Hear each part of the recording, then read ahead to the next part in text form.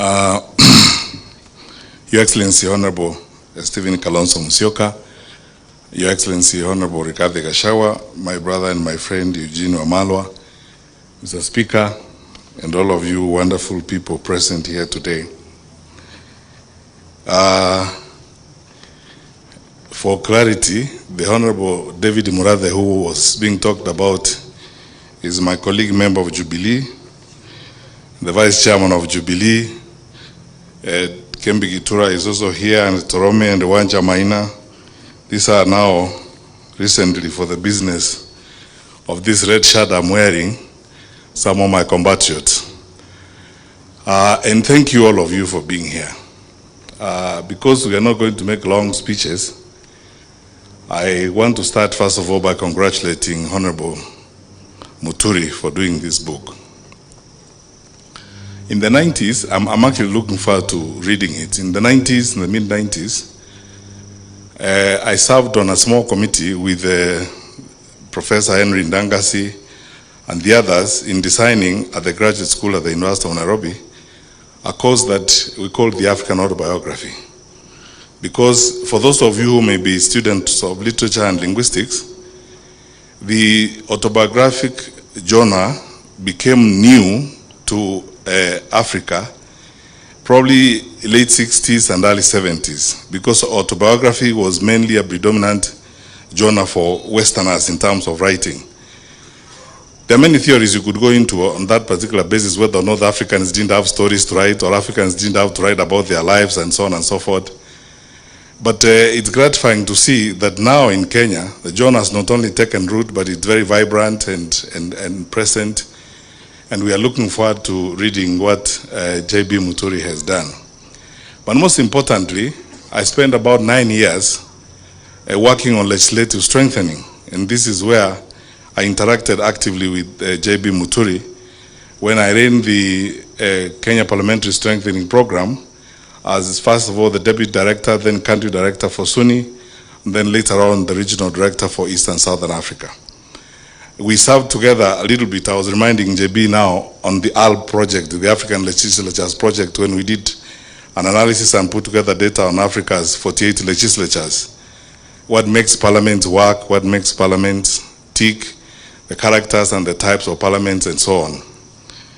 JB has always been a very resourceful person. In fact, I could be forgiven to say that on the African continent, when you look at experiential exposure and education on legislative work and institutional development in legislation, JB could be one of the about 5 or 10 who have built that body of knowledge and experience in legislative practice that you could actually consult, very much like the big speakers we consult from the Commonwealth Parliament, like the Lok Sabha in India and Australia and so on.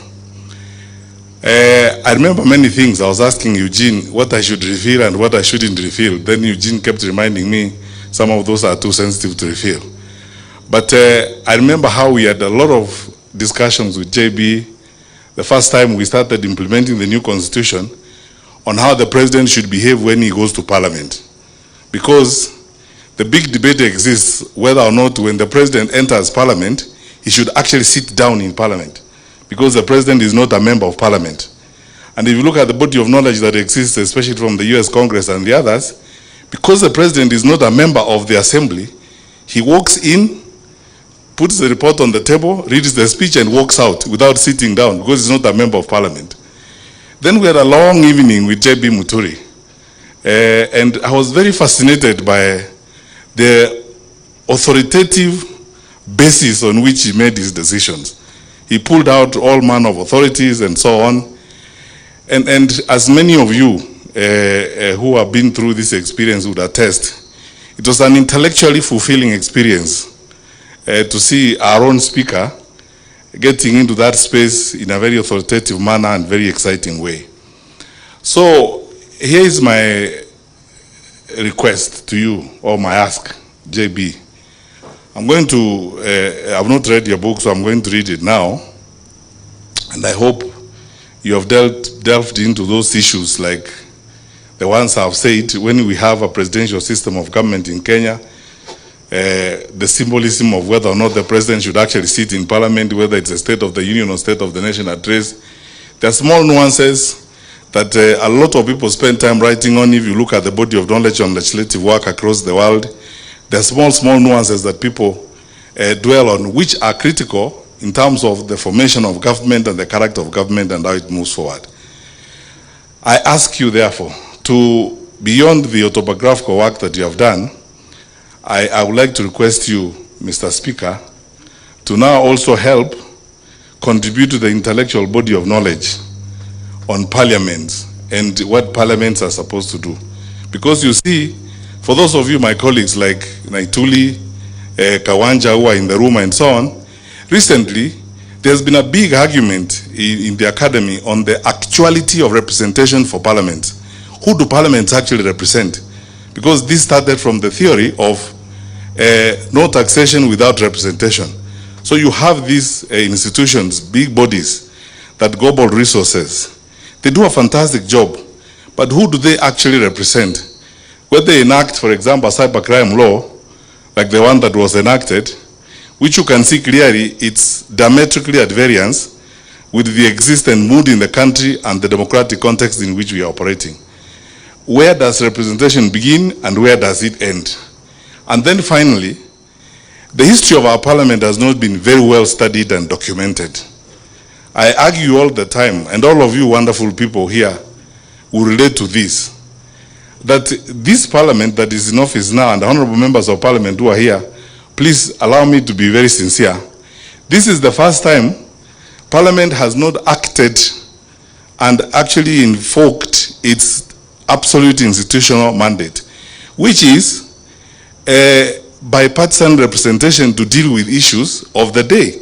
Because we have seen in previous parliaments, many of you who are here, Mheshimiwa Murathe, Mheshimiwa Kembe Gitura, and the others who were in parliament in the past, when there was a crisis in the country, and in fact, this is the contribution of parliament to the management of the country. Parliament usually closes ranks, they forget about parties, they come together and now do a parliamentary inquiry on an issue. When the Gen Z demonstrations happened in 2024, and what happened in parliament happened, quite frankly, from a government point of view, and as somebody who has been a cabinet minister, I thought that the executive branch of government was going to take advantage of an absolute opportunity available to them, ask parliament to have a bipartisan inquiry on what had happened, so that then they can follow and provide even an opportunity through which expression and discussion would happen on the challenges of Gen Z and what was happening in the country. Now, we haven't seen that rigorous use of the institution of parliament for the good of the country, where, for example, investigations like those would happen.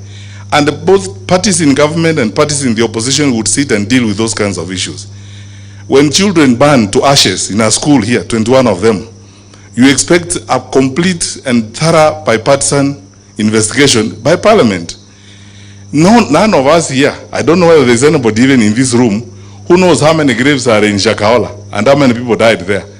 No thorough bipartisan parliamentary investigation. This is why there is now a big debate on the actuality of representation for legislative institutions. Who do they actually represent in the long run? Are they acting in the good of the people, or are they acting in the good of the political environment of the day? But anyway, such is life. Thank you so much, my brothers. And JB, you have done all of us proud. Continue to do what you are doing.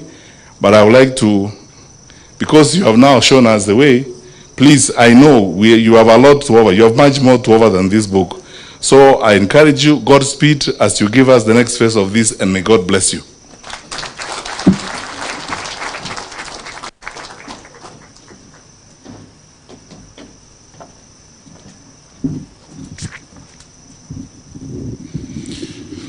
Thank you very much, Dr. Matiangi.